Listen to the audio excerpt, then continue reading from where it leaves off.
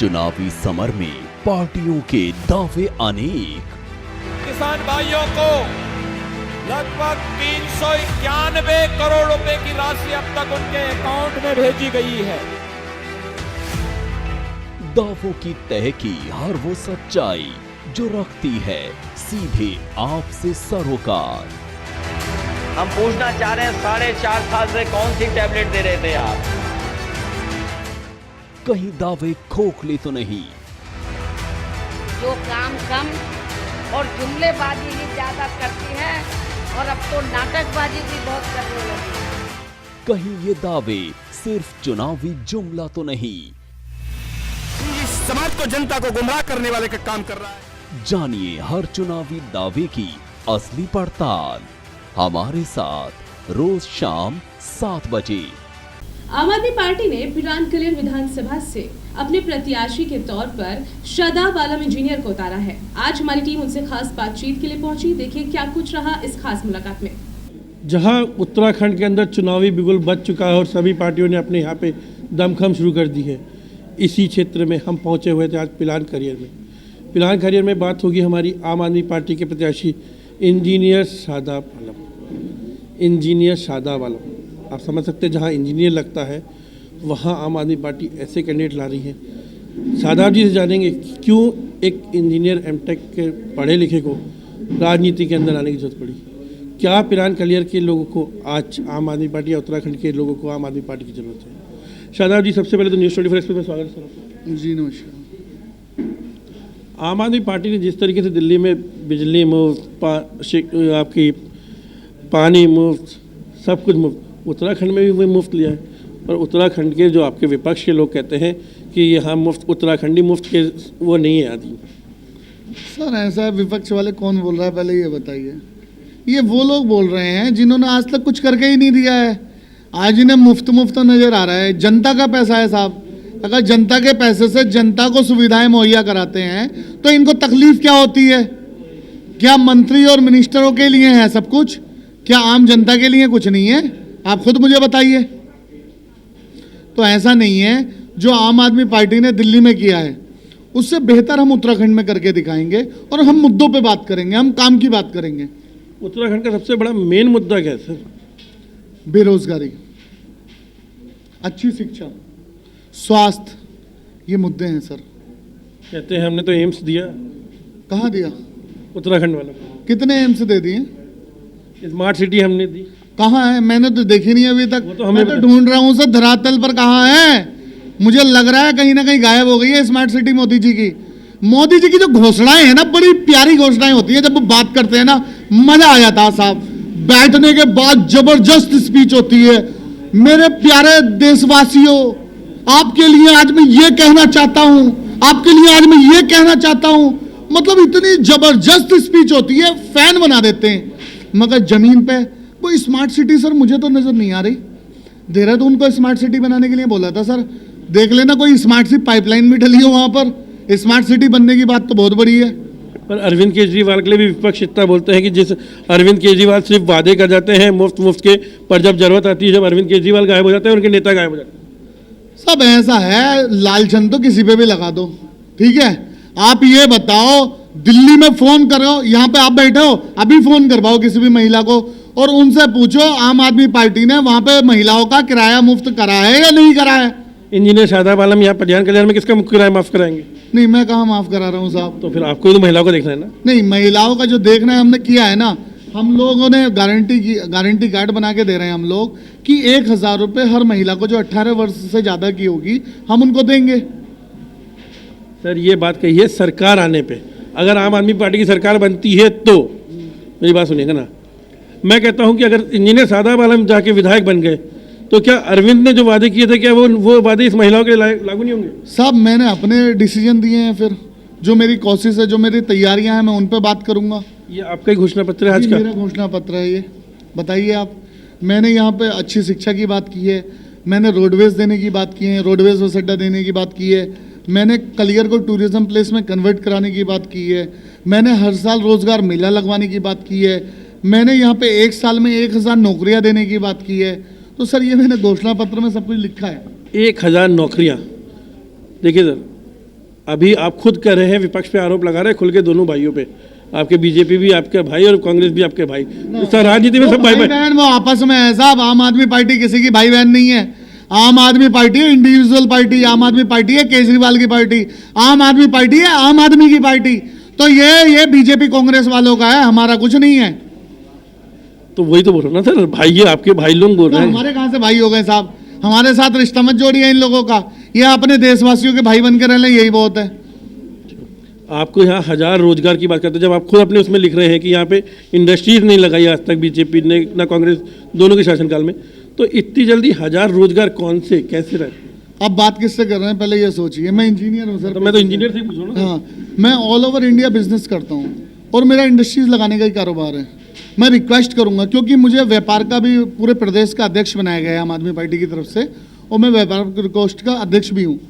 तो मैं कोशिश करूंगा अपने जो इंडस्ट्रियलिस्ट हैं उन लोगों से कि मेरे क्षेत्र के अंदर यहाँ पर इंडस्ट्रीज लगाई जाएं, राइस मिल लगाई जाएं, फूड इंडस्ट्री लगाई जाएं, टेक्सटाइल इंडस्ट्रीज लगाई जाएं, जिससे कि यहाँ के युवाओं को हम रोजगार दे सकें।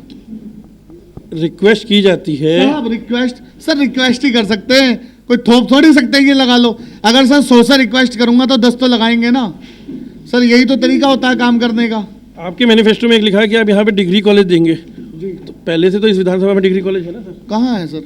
क्यों? पीरान कलियर में है। पीरान कलियर विधानसभा में डिग्री कॉलेज नहीं है? मैं पीरान कलियर में गर्ल्स डिग्री कॉलेज की बात कर रहा हूँ सर। विधानसभा मैं पीरान कलियर में गर्ल्स डिग्री कॉलेज की बात कर रहा हूँ सर। तो मतलब एक विधानसभा सही करके पढ़िए सर। एक विधानसभा में 2 डिग्री कॉलेज कहाँ है डिग्री कॉलेज यहाँ पे? और सर यहाँ से हमारी बेटियां 15 किलोमीटर 20 किलोमीटर चल के थोड़ी जाएंगी। आप बताइए मुझे, जो पर्दे में रहने वाले बच्चे हैं उनको अपने क्षेत्र में डिग्री कॉलेज चाहिए ना। आप बात तो करते हैं बेटी पढ़ाओ बेटी बचाओ की, और कहाँ है वो नारा?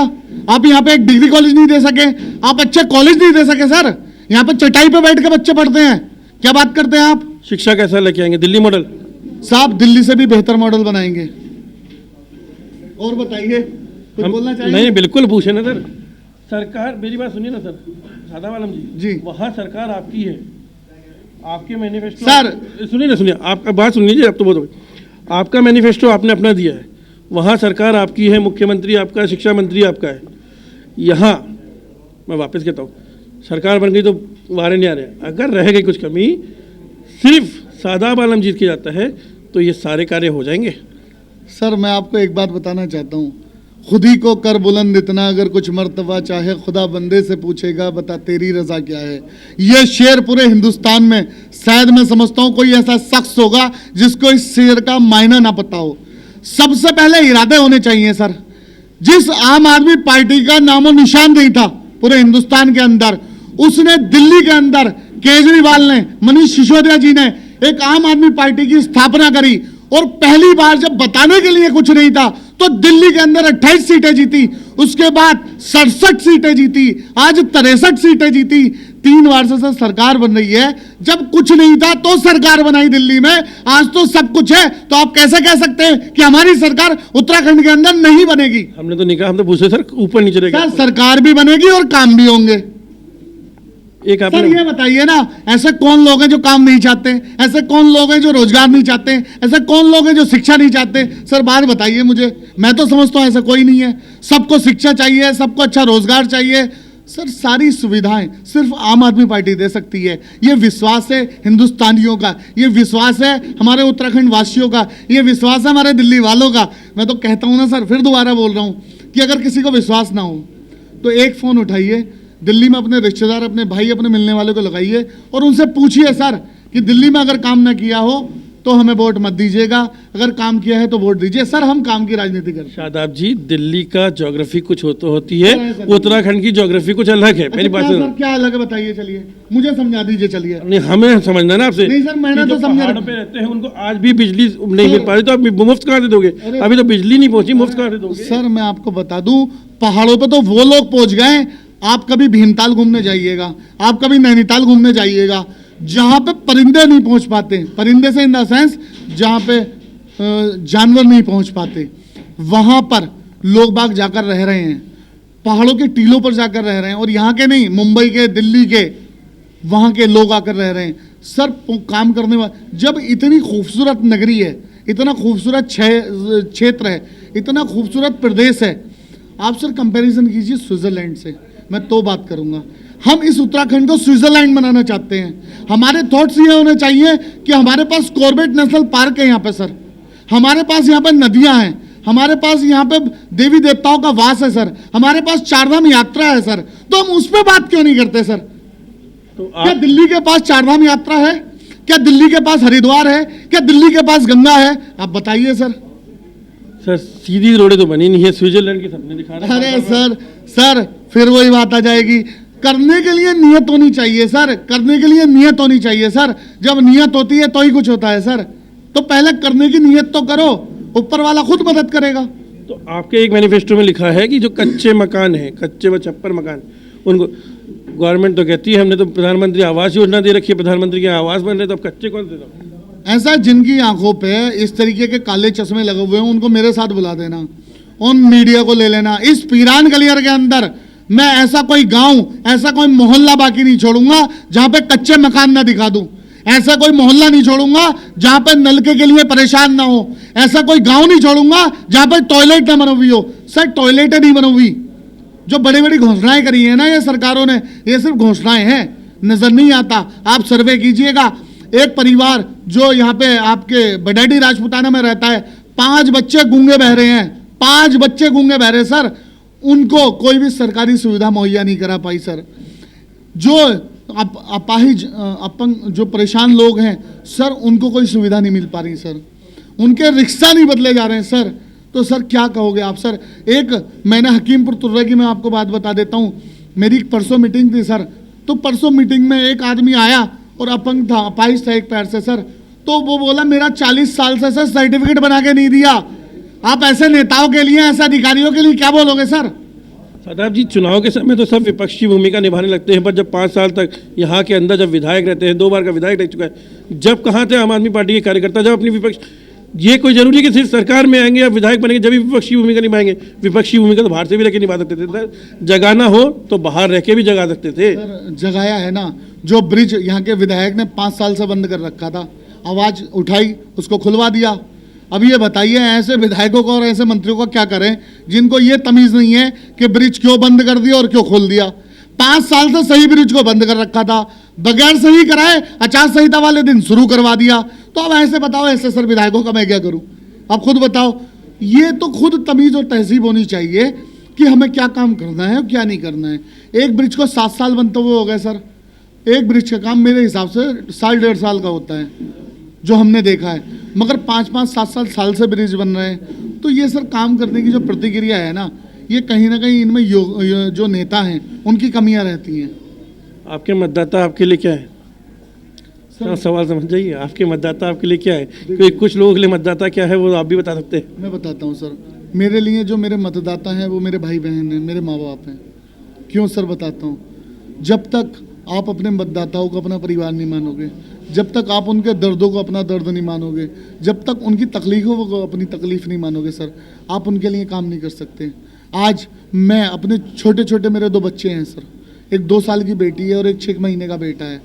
आज मैं जब उनके साथ खेलता हूँ, जब उनके साथ बैठता हूँ, जब अपनी अम्मी के साथ बैठता हूँ, जब अपने अब्बू के साथ बैठता हूँ, जब अपने भाई बहन के साथ बैठता हूँ, तो मेरे सर उनके साथ पता क्या बात चलती है? मेरी बात चलती है कि मैं अपने क्षेत्र में युवाओं के लिए ये काम करूँगा। मेरी बात चलती है कि मैं अपने क्षेत्र में छोटे छोटे बच्चों के लिए ये काम करूँगा। सर उनका दर्द होना चाहिए सर, वो मेरे लिए मेरा परिवार है सर, और मैं अपने परिवार के लिए हर कीमत पर, हर तरीके से उनके साथ खड़ा हूँ और उनके साथ मेहनत करूँगा सर। शादाब जी, शादाब आलम विधायक चुनाव जीतने के बाद पिरान कलियर के लिए सबसे पहला काम प्रायोरिटी पे क्या करेंगे? रोजगार। सबसे पहला काम मेरा यहाँ के युवाओं के लिए रोजगार का होगा सर। सबसे पहले मैं इस पिरान कलियर के अंदर विधायक बनने के बाद तुरंत एक रोजगार मेला लगवाऊंगा, और मेरी कोशिश रहेगी कि उस रोजगार मेले में इस क्षेत्र के युवाओं को ज़्यादा से ज़्यादा नौकरियां लगवा सकूं। 14 फरवरी के दिन लोकतंत्र का महापर्व है। न्यूज़ 24 एक्सप्रेस के माध्यम से पिरान कलियर की जनता को क्या संदेश देना चाहेंगे?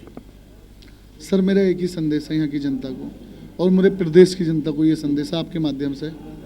सर अच्छी राजनीति को वोट कीजिए। अगर आपको लगता है कि शादाब आलम एक अच्छा लीडर बन सकता है आपको लगता है आम आदमी पार्टी सही पार्टी है तो आप हमें वोट कीजिए।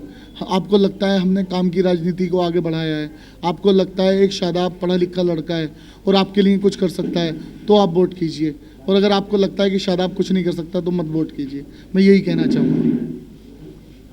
तो ये थे हमारे साथ पिरान कलियर से आम आदमी पार्टी के विधायक के प्रत्याशी इंजीनियर शादाब आलम, जिनका साफ साफ कहना है कि जिस तरीके से 20 सालों से चाहे बीजेपी की सरकार हो चाहे कांग्रेस की सरकार हो, पिरान कलियर की जनता को सिर्फ लूटा गया, ठगा गया है। ये अपनी जनता को मैं वादा करते हैं कि इस बार अगर मैं यहाँ से जीत के जाता हूँ, सबसे पहले युवाओं के लिए रोजगार और साथ साथ में यहाँ की जो मूलभूत सुविधा है सब पे पूरा करूँगा। मैं अनुज अपने कैमरामैन पवन के साथ पिरान कलियर से, धन्यवाद। चुनावी समर में पार्टियों के दावे अनेक। किसान भाइयों को लगभग 391 करोड़ रुपए की राशि अब तक उनके अकाउंट में भेजी गई है। दावों की तह की हर वो सच्चाई जो रखती है सीधे आपसे सरोकार। हम पूछना चाह रहे हैं 4.5 साल से कौन सी टैबलेट दे रहे थे आप? कहीं दावे खोखले तो नहीं? जो काम कम और जुमलेबाजी ही ज्यादा करती है और अब तो नाटकबाजी भी बहुत करने लगी है। कहीं ये दावे सिर्फ चुनावी जुमला तो नहीं? इस समाज को, जनता को गुमराह करने वाले का काम कर रहा है। जानिए हर चुनावी दावे की असली पड़ताल हमारे साथ रोज शाम 7